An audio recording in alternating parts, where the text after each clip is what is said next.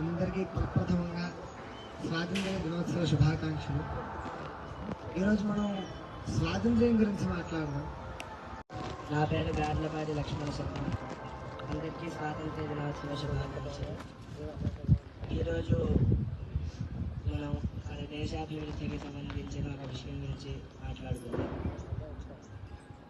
మన దేశంలో ఆరోగ్యం కొంచెం తగ్గుతుంది. ఆరోగ్యంగా ఉంటే మన దేశం కూడా ఆరోగ్యంగా ఉంటుంది. నాగాభి సందేశం. అందరికీ స్వాతంత్ర్య శుభాకాంక్షలు. నేను చెట్ల గురించి చెప్తాను. ఇప్పుడు మనకి ఆహారం వస్తుంది. మనకి ఆహారం చెట్ల వల్లే వస్తుంది. నీరు చెట్లు ఎడారిలో వర్షం పడదు. చెట్లు ఇక్కడ ఉంటేనే వర్షం పడుతుంది. దానివల్ల ఆహారం వస్తుంది. దానివల్ల మనం సుభిక్షంగా ఉండొచ్చు. దానివల్ల మనం సుఖంగా ఉండొచ్చు. కాబట్టి మనందరం చెట్లని రక్షిద్దాం. నా పేరు నోరెం శర్మ. నేను స్వధర్మానుష్ఠానం గురించి చెప్పబోతున్నాను. ఒకసారి శృంగేరి జగద్గురువుల దగ్గరికి ఐరోపా దేశస్థుడు వచ్చాడు. వచ్చి దేవుణ్ణి ఎలా దేవుడు ఎవడి మీద అనుగ్రహిస్తాడు అని చెప్పేసి అడిగాడు. దాని తర్వాత రెండు ఆప్షన్లు అడిగారు. ఏంటంటే ఒకటి స్తుతిస్తే అనుగ్రహిస్తాడా, లేదంటే స్వధర్మానుష్ఠానం తన కర్తవ్యంగా చేస్తూ ఉంటే అనుగ్రహిస్తాడా అని అడిగితే ఇప్పుడు ఈ జగద్గురువులు ఇలా ఉన్నారు. ఒక యజమాని దగ్గర ఇద్దరు నౌకరు ఉన్నారు. ఒక నౌకరు ఆయన ముందర కూర్చొని ఆయన స్తుతిస్తూనే ఉన్నాడు. ఇంకో నౌకరు ఇంతకుముందు నా ముందు వచ్చిన నా స్నేహితుడు లక్ష్మణ ఆరోగ్యం గురించి చెప్పాడు. నేను ఇప్పుడు విజ్ఞానం గురించి చెప్తాను. అందరికీ చాలా మంచి అలవాట్లు ఉంటాయి. దాంట్లో పుస్తకాలు చదవటం కూడా ఒక మంచి అలవాటు. నా పేరు సూర్య. అందరికీ నేను ఇప్పుడు చెప్పబోయే విషయం కూడా సూర్యులకు సంబంధించింది.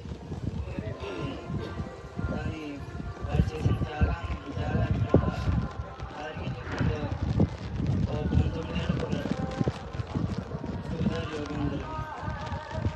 సుధార్ యోగేంద్ర అని ఆయన, మరియు first women pilot Gunjan Saxena. వీళ్ళిద్దరి గురించి చెప్పాను.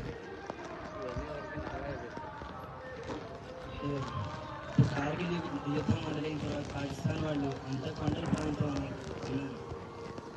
కార్గిల్ పోయే విషయం ఏఐ గురించి. ఏఐ అంటే ఆర్టిఫిషియల్ ఇంటెలిజెన్స్. దాని గురించి నేను ఇప్పుడు చెప్పబోతున్నాను. నా మిత్రులందరూ ఇప్పుడు వచ్చి వారి యొక్క అభిప్రాయాలను మనతో తెలుపుకున్నారు. వారికి తోడ్పడేది ఏఐ. దాని గురించి ఇప్పుడు నేను ఒక చిన్న ఉదాహరణ చెప్పబోతున్నాను. స్వాతంత్ర దినోత్సవం మనకి ఈరోజు వచ్చింది.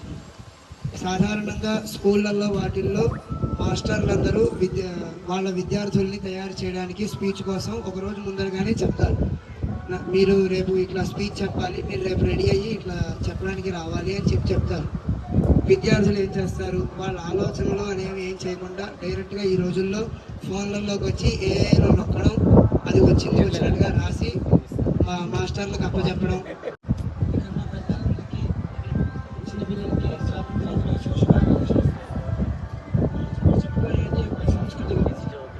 ప్రతి దేశానికి ఒక సంస్కృతి, చరిత్ర, ఆచార వ్యవహారాలు, సాంప్రదాయాలు వంటివి ఉంటాయి. వాటిని బట్టే మనం వాటి అభివృద్ధిని చూస్తూ ఉంటాము.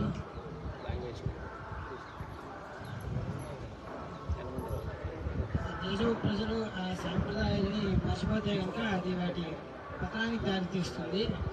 మన భారతదేశానికి ఒక ఘనమైన చరిత్ర ఉంది.